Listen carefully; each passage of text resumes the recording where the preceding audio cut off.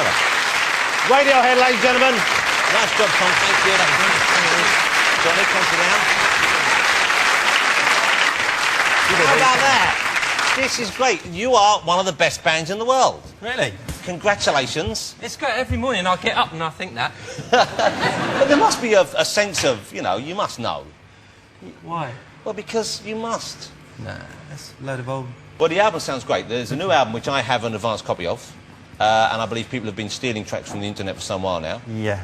It's called Hail to the Thief. Yes. And people are talking about it as a kind of return to an older form, a kind of, well, that's what they're saying anyway, and it's kind of rockier, it's more immediate than the last couple of albums.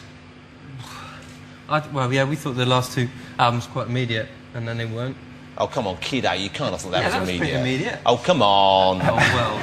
Come on, I mean, I liked it, but it took about 20 listens to get through the bloody thing from start to finish. Right. I mean, it was great, and now I love it. It's actually probably now my favourite of your albums, actually. But it was, you know, initially I thought, hang on, what's going on here? You know. Oh, well, you know. You don't know, do you, really? Well, I don't know anything, No, clearly. well, I don't know either. But no, we've got to get off again. Now, I feel we've got off on the wrong foot here. I feel that I've said something which was untoward. All right, isn't it? Well, I'm enjoying it, but I just thought maybe you weren't. And your body language is I'm like sorry, you're closing up on me. This is the general perception of Radiohead, is that you sit around picking small scabs on your arms. I've added that bit for colour. Okay. Gloomy doomy reading old Russian novels. Okay? But you must know this is kind of what people think of, who don't know you, I guess. Think of Radiohead as, oh, it's the gloom mongers, here they come, with little clouds over their head. Someone's got to do it, haven't they, really? I mean, you know, it's nice that someone's got to provide the music for murder shows or whatever it was you were talking about. Well, there was, from Kid A, which I thought was a tremendous album, once I listened to it all the way through. Time, yeah. Every now and then I turn on the TV, especially on BBC One, and I think there was some sort of World War I show they were doing. And there were lots of shots of people dying in trenches. Mass graves, and it's Radiohead. And it was Radiohead over the top always, and I thought, well, that's kind of a little bit unfair. Oh, you know. Yeah. We're never on football, we're never on anything fun, it is true. Yeah, goal scoring, it's not... You know what, we're talking about this, and I can see you're delighted that your music is used over scenes of death and degradation. Well, yeah. It'd be nice if it was in discos, I suppose. Yeah, well, you could do that. We could get the Pet Shop Boys to remix you. Now, can I just say something personal? Is this all right, Tom? Okay. Nice suit. Johnny, you've got the hair thing going on fine. How do you mean? What the hell is going on up there? What is that? This takes me hours, man. I can see that, but why? That's the kind of barnet you see on Fame Academy. Now, you know... I can't help if they copy me. I like that look, but it's kind of... You do look like... You look like someone that, Fagin would have picking pockets for him. You've got that... Well, you've got the regular indie kid thing, but you've got the Dickensian vibe. It's taken me bloody weeks to come up with, man. It's a great look. I have a stylist. Let me ask you about... Tom, can I issue a challenge? And you know this is coming. Johnny, you ready for this? I don't know what's coming. Go for it. Eurovision.